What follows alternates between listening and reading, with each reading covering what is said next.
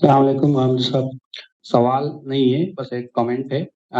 پہلے دن بنی اسرائیل کی تاریخ کی جو پہلی کلاس تھی، اس کے بعد تزکیہ نفس پر حسن صاحب نے ہمیں کچھ باتیں بتائی تھی اور بہت خوبصورت باتیں بتائی تھی.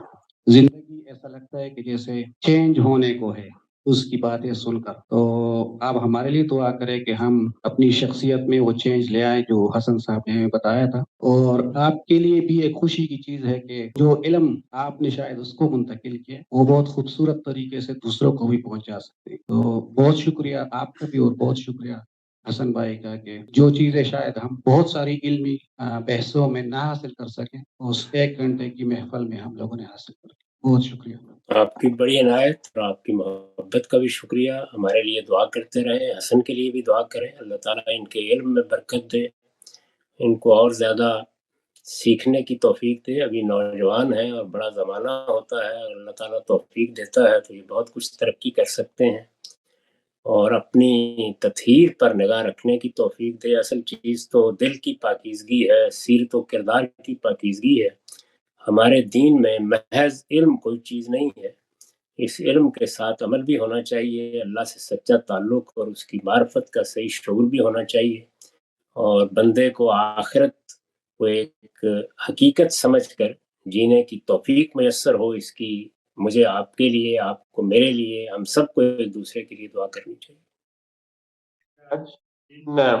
جذبات کی ترجمانی میں کرنا چاہتا تھا، وہ ریاض صاحب کی زبان سے ادا ہو گئے، تو آپ کی برکت شکریہ. تو اس کے نتیجے میں اگر درخواست کی جائے کہ بس آپ حسن صاحب کو کل بھیج دیں واپس، تو آپ قبول فرما لیں.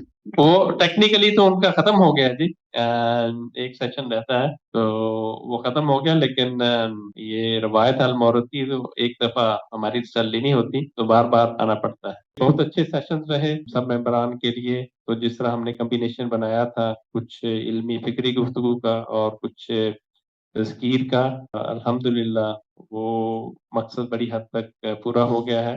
تو اللہ تعالیٰ آپ دونوں کو جزائے خیر دے.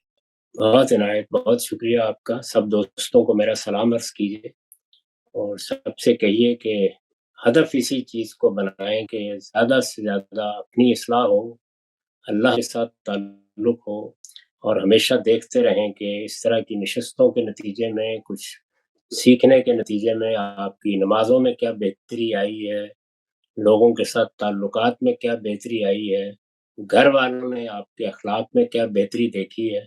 یہی معیارات ہیں جن پر اپنے آپ کو جانچتے رہنے چاہیے.